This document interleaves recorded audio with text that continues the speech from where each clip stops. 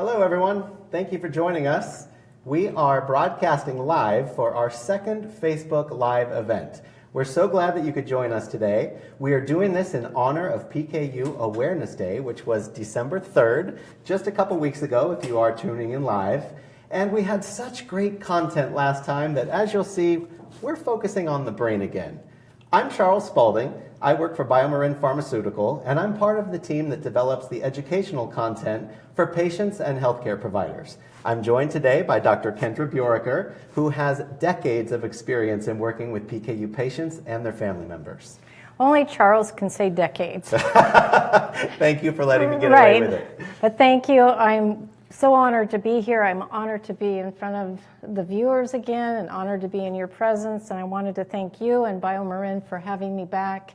It's a pleasure. I just wanted to let you know a little bit about my background. I don't know if I said that last time.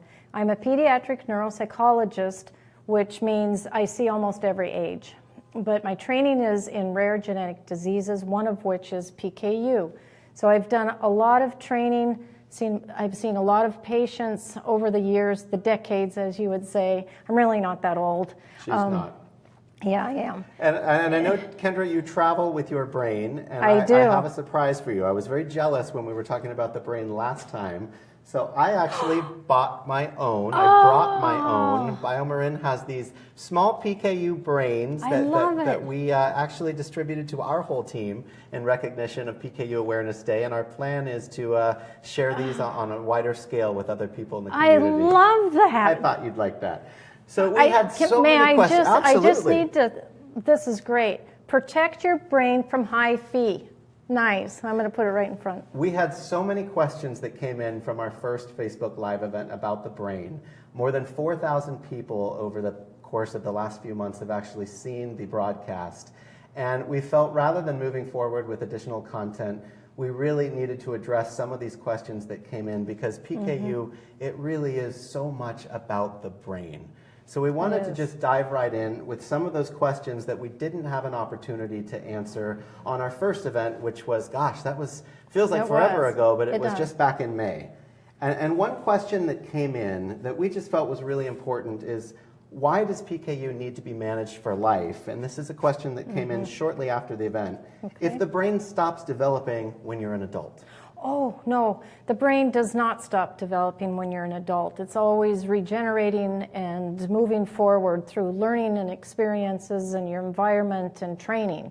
So we know that the brain doesn't stop. And it used to be that they would take children off diet between the ages of 6 and maybe 12, 10, somewhere around there. And we know that that's not true now. We know that it continues to affect the brain if you have high phi levels, and so we have to protect it. We only have one. We cannot transplant it, like I said last time, and we have to honor it and protect it.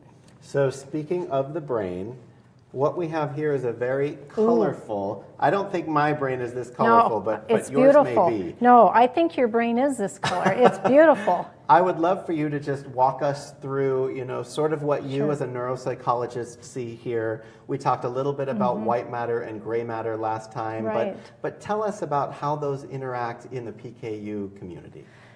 Well, it's all about the brain, and so I'm very excited to see this actually. This is really an excitability. This is all of these superhighways. So we have the gray matter and we have the white matter. The gray matter gets it from the color because it's neurons. Neurons are like the processing, the higher level thinking, what you have to do to solve a problem. And when you have the higher level thinking and the processing, then the superhighway takes over. And it's just almost like a highway. You have to protect the white matter. And that's what gets the messages, so it's the connection it makes between the neurons. So the gray matter is sort of your CPU, your processor, your computer, and the white matter is more like the wires that connect it, that carry the messages to the rest of the body? That's exactly right. And the white matter, it gets its name from a little bit of the color. It's kind of less white. Gray? It's less gray. And it's because the axons are covered by myelin. And myelin is a fatty sheath that covers the axon and gives that. And so it makes, you want really super highways. You want the pavement, you want the highways not to have bumps or any roadblocks, because it gets the messages quicker to different parts of the brain. So when the neuron comes up with a problem, just like you are giving me questions. When you give me a question, it goes into my neurons and it says, okay, this question is something that I have to problem solve based on all the connections in the brain and based on my experience and based on research. So what happens is I'm making, bam, all those connections at once, and it's sending the superhighway to the parts that I need to know. So I'm looking at you, I'm hearing you, I'm seeing this, and so all those connections. So tell me, and this relates very, very much so to one of the questions that came in, what's different in the gray matter of patients with PKU? Well, there's a lot of really super researchers now doing research on the gray matter. At one time, we only focused on the white matter, and we know from research, maybe 30 to 50 years of research on the white matter, that if fluctuations in the Phe, so fluctuations, variability, if you will, and high Phe levels will have an effect on the white matter. We know that from imaging. Okay. So now we're looking at the gray matter as well, and they're doing research on that, which is really exciting that they're doing that. One of the other questions that came in, again relating to that white matter and gray matter, is what happens to your white matter, your gray matter, if you don't get your blood Phe levels under control? Well, it's just like throwing a toxin on your brain, and I don't want to be so blunt about that, and I apologize because I honor you as the PKU population. You know that. I know many of you. But it's when Phe levels are high, it interrupts the neurotransmitters, it interrupts the white matter, and it has to get under control because you're just like throwing a toxin on your brain. Now, for you, you may be able to take more toxins than I. So maybe I can't do that. I can maybe have Phe levels that are higher fluctuating for a very short time, and I'm going to have effects. You might be able to go a little bit longer, but we don't know that. We don't know how you're going to respond. So, Dr. B, what is high? I just want to be sure we're clear for everyone watching. What is considered the high blood Phe level? Well, the ACMG guidelines came out, and we've talked about that before, and you can refer back to that. And after doing all the research and getting all the professionals together, and the doctors and the dietitians and the neuropsychologists and psychologists, they determined that your blood Phe levels should be between 2 and 6 or 120 and 360. So they know that within that range that your brain is the happiest, if you will. That's pretty simplistic terms, but the brain doesn't like the status quo to be off balance. I understand. And another question was, what really is considered a good Phe level? And I think the ACMG guidelines, they tell us 120 to 360 or 2 to 6. But general population, that question actually came in, what is normal? And I think the general consensus from my understanding in our conversation earlier was 0.5 to 2 is the general accepted normal. Anything 2 or above is considered. That's correct. Okay. Another question that came in from our last event is, can adults tolerate higher blood Phe levels? Oh, no. No. We've got like 3 brains here. I see that you're pointed on this. I'm getting a little passionate here, folks. Just because you're an adult doesn't mean that your brain can take more. And it's always developing. And at different developmental levels, different skills are coming online. And it's always regenerating, repairing, so you don't want to do anything to interrupt that as well. That's a really good answer. I think I was too passionate, sorry. Folks. I liked it. I think the whole room shook. It was pretty exciting. I think this is what my brain did right here. It just kind of lit up. So what happens if you don't get those high blood Phe levels back under control? Well, the bottom line is, again, you're throwing toxins on it. It will eventually impair the myelin sheath that we were talking about. So the superhighway will get more bumps and craters and things like that. So it's not going to make the connections.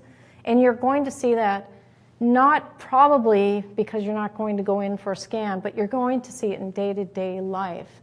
So you're going to see it functionally. And I really want to drive that word home, is how you function from day to day.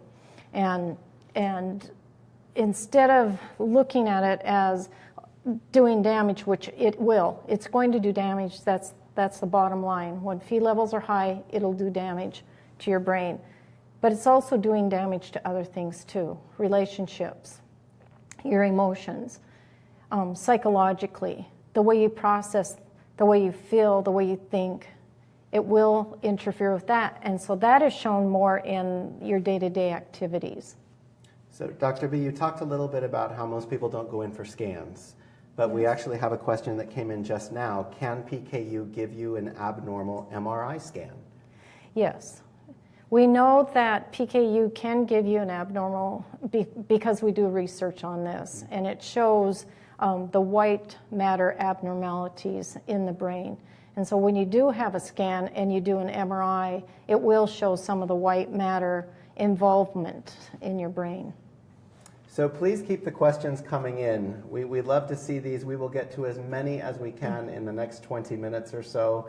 And it's really great for everyone to understand, how PKU can affect the brain. And we want to be sure that we make clear we're not able to provide personalized medical advice during our Facebook Live presentations, but we are able to provide generalized medical advice for the entire PKU community. And Kendra, I think you've done a very good job in the past. If we do have a question that comes in that's a little too personal, we unfortunately will not be able to answer that. And you reminded me to say that is a great question to ask to your medical team.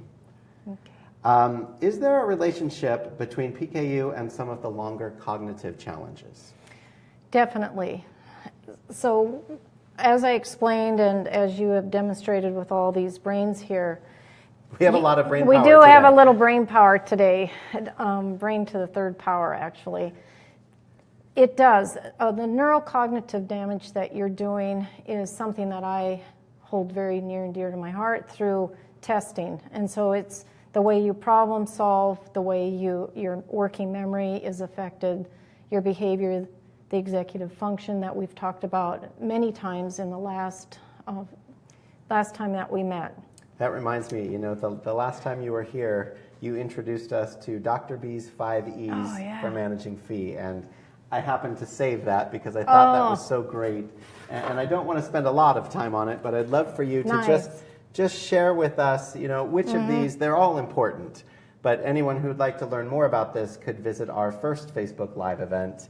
But which of these do you think just worth a quick mention is most important for people to take home today? I think that the take-home message today is empowerment. I think that we haven't focused on that. We focus on getting back to clinic, which is very important. But to empower yourself is the way to have self-confidence. And that only comes through meeting very small goals over a consistent time. So small goals are more important than, gosh, I'm going to just get everything straightened out right now. Right. And I think that in the past it's been, we've all given information and maybe overwhelmed people. I think that it has to come from within. And so that's how you empower yourself through successes. You have to be successful at one thing. And that's what I'm going to challenge the audience with, is to be very successful at just one thing. It can be very, very small. But then they begin to feel, wow, I've got this. It's not coming from constraints around you. It's coming from within. I want to do this because it's because of me. I want to save my brain. I want to empower myself and to do well instead of everyone telling me what to do. Well, let's talk about this. What is that number one thing that you would say, small step, to make sure that things are on the right path? Here's my challenge to the viewers. I want you to empower yourself by getting online, going to pku.com or the other.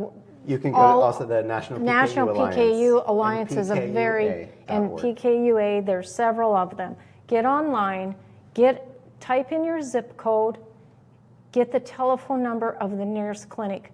That's the only goal I want you to get. After you do that, I want you to put it into your phone. I want you to put the number into speed dial. So add it to your contact list? Add it to your contact list. That's it. That's all I want you to do. I want to challenge you to do that. Just Find the nearest clinic. That's the very first step. I want you to become empowered by putting that contact into your phone. And then the next time, the next step would be just to dial it and say, you know what, I want to get back into clinic. And Dr. B, what if I'm in clinic? Same message? Same message, because the clinic has a lot of resources, they have a lot of advice, and they have all the expertise. So even if you're in clinic, please just put the number in. So we need to put that number in and we need to use it. Speed dial on the superhighway so that, bam, it's there. We have other questions that have come in from our live viewers. I'd like to get to a couple of those and then also get back to a few that came in from our last event. Question here from a Facebook user in Missouri. Why does Phe go to the brain? In patients with PKU, why isn't it digested somewhere in the body? Because you're missing the enzyme phenylalanine hydroxylase. So when you eat food, it goes to the stomach, then it goes to the liver, and then because you cannot break down phenylalanine, it goes into the bloodstream and goes to your brain. And unfortunately, it blocks tyrosine, which is the precursor to a lot of neurotransmitters. So tyrosine, norepinephrine, and different neurotransmitters. So the blood-brain barrier does not block it. And it actually will compete with other chemicals and other molecules. I'd so love, it goes from your perspective, what are some of those other molecules? What are those other substances that are so important, and what do they do? It's all about the neurotransmitters. And so when phenylalanine gets high, and so it goes into your bloodstream, goes into your brain, it competes for the same pathway and blocks tyrosine. Tyrosine is extremely important. This is another take-home message. Tyrosine is a precursor to making dopamine, and dopamine is very important in movement. It's important in all sorts of moods. And so I would encourage people, when they get their formula, continually and consistently drink your formula, because the tyrosine is in your formula. It kind of floats to the bottom. It's kind of that sludge in the bottom. Kind of give it a shake, drink it. Check with your clinic, of course, but my expertise is drink it every 2 hours, because it goes through your system in about 2 hours. And that's what gets those neurotransmitters firing. So when I look at report cards of children, I often see that some of their grades are failing in the afternoon because they're not drinking their formula. Or if you're at work, you're an adult and you're at work, I find out, hey, I'm not drinking my formula.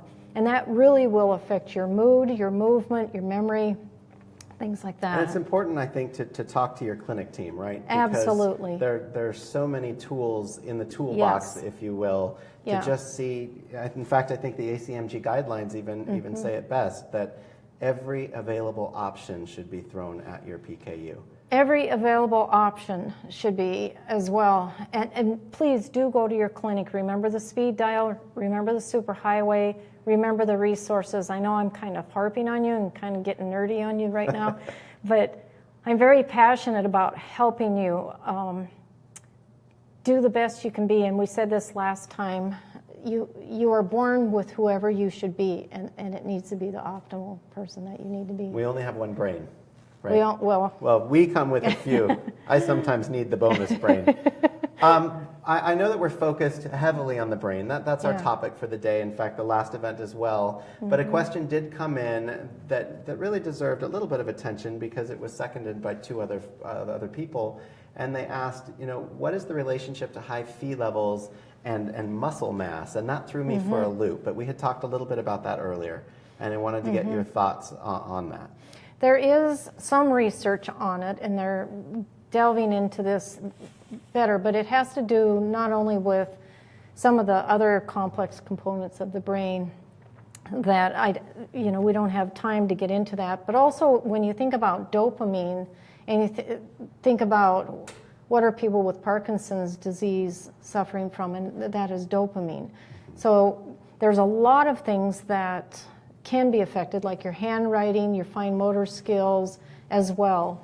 And that's as far as my expertise will go on this. We have a question that has come in from New Hampshire. A mother of a 1.5-year-old. She would like to know, what would many people consider to be high enough Phe level to do some damage? Well, there again, we don't know for certain. Everyone is different. Everyone is different. You just don't want those fluctuations. So if you can keep it within 2 to 6, like the ACMG guidelines, the other worldwide experts have said, if you can keep it within that range, that's the best that we can do. We do know from the latest research, 2017 research, that the fluctuations are actually can be detrimental to the brain. They can be as damaging as the high Phe levels. Absolutely. Correct? So if you go from a 10 down to a 2 up to a 4, that fluctuation is not making the brain happy. So stability is also important. Stability is very important, and what is nice about her child's age is she has a lot of constraints on that child. So we know that as people get older, there are less constraints. Also, I wanted to mention about this toddler is your toddler is developing certain skills at this time. So she's looking into the world, she's putting things into her mouth, she's doing a lot of motor and sensory exploration, if you will. And so that baby needs to continue to do that, to explore that. And if Phe levels are high, sometimes those areas of the brain that are developing at that time when the Phe levels are high, we now know that some of those are getting impaired. So I think what I'm coming away with is, regardless of if you're a new parent with a child with PKU, or you're an adult who's either managing their PKU well, or you've been struggling or really off diet and not managing your PKU for quite some time, the important thing is to protect that brain. It doesn't matter if you're 6 days or 60 or 80. Absolutely. That is so true. I don't want to, I want to over-concern the viewers, but I also don't want them to feel like there's not a resource for them, because this is what we're doing right now. We are providing resources. We are providing answers to their questions. And as you go through life, you're always wanting someone to answer questions for you. You always have a question that you don't know what the answer is. But I want you to be rest assured that there are many experts. There's statewide, local, and national support groups that can help you as well. And there's also the new updated PKU.com. I know that's a resource with several recipes. And of course, Facebook, whether you are a patient with PKU or you know someone, those are two excellent resources. There are a lot of resources. I work with other metabolic diseases as well, just in my practice, and PKU has a really rich history, actually, and their advocacy groups are very strong, so their parents are very impassioned, very strong, and which makes me happy. I think that it's come so far because of the push from the parents, just like these questions that are coming in. So Dr. B, with all the experience you have in seeing patients with PKU, adults and children, what's really, we know to call clinic, get to clinic is important, but what's a number one or a top 2 tip that you would provide to really keep those Phe levels within check or keep your PKU managed? I think it's hard taking instruction from other people.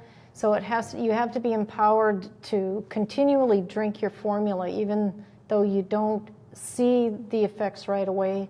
Just know that they're having an effect. I think you have to go back on diet. There's never too late, never too late. And the adults have said that once they get back on diet or use all the tools in the toolbox, that they feel so much better.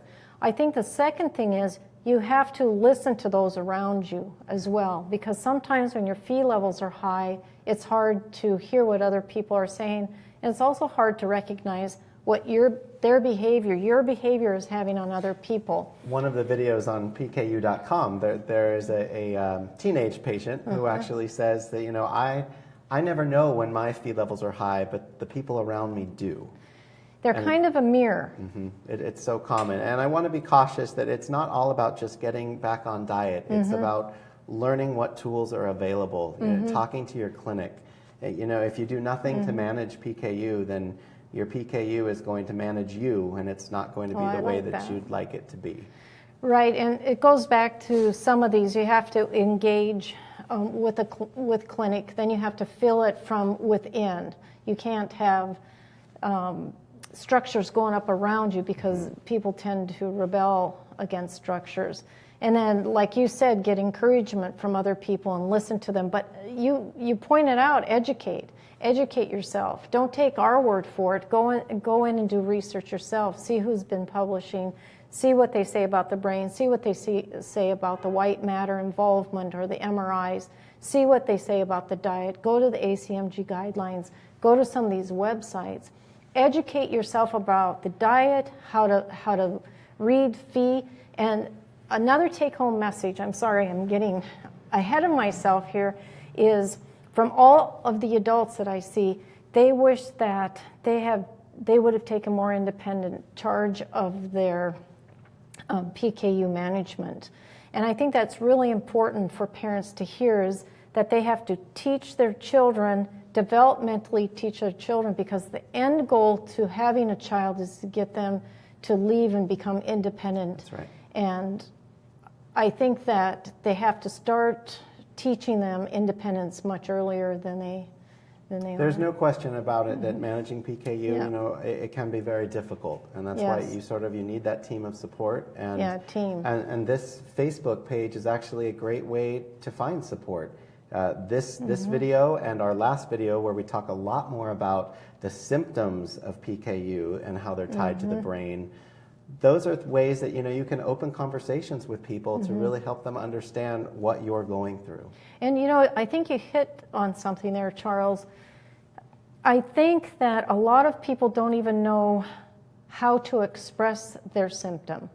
And then if you describe it, I would like the viewers also to know what it's like to be anxious, to put words. They've lived with it maybe for so long that they don't even understand what the anxiety is. So they get clammy, they kind of freeze up, they can't think when they're put under pressure, they don't want to leave their home, they become either too rigid in their thinking or not rigid enough so that the boundaries aren't there.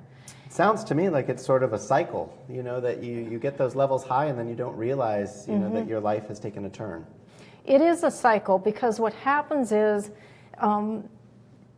you become your own person. And so we know that in middle school and a certain age that they're becoming their own person. And they're kind of rebelling against what mom and dad have said or whoever's taking care of the child. And then what happens is they become non-adherent. So they quit drinking their formula, they quit adhering to a diet, and what happens is then the symptoms appear, which are executive function, inattention, memory problems, some of the emotional irritability and things like that.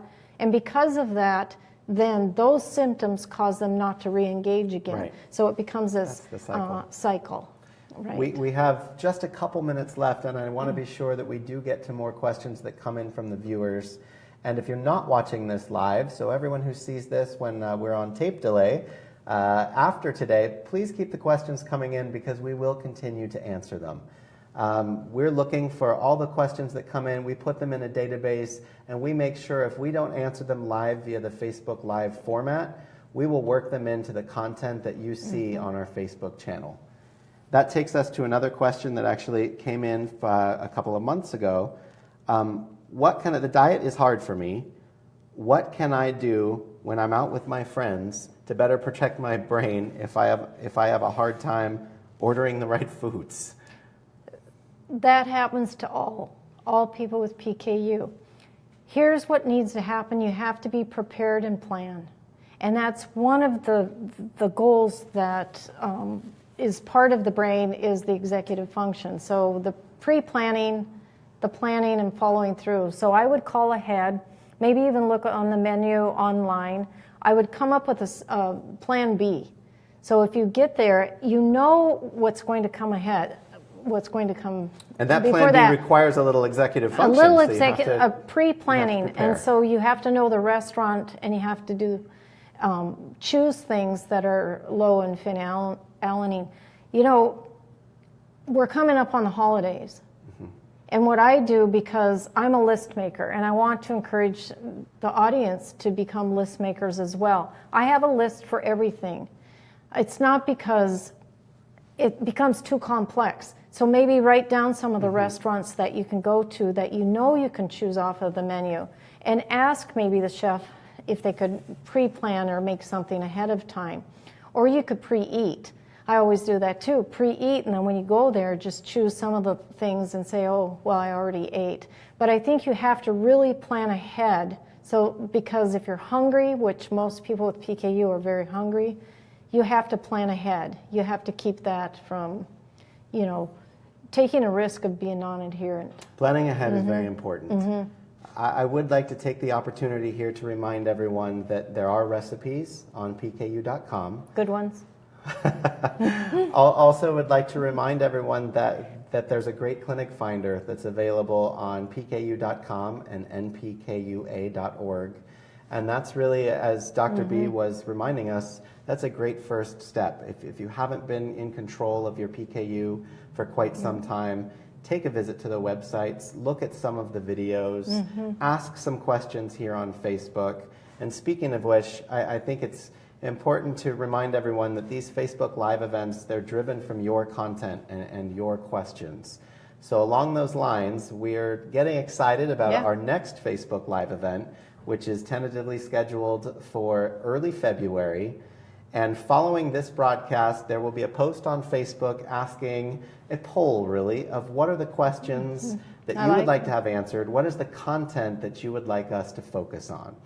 And in the meantime, I think it's probably important for us to remind everybody PKU isn't just a diet thing. It's also a brain thing. Thank you for joining us. Thank you. Bye for now. It's an honor. Thank you.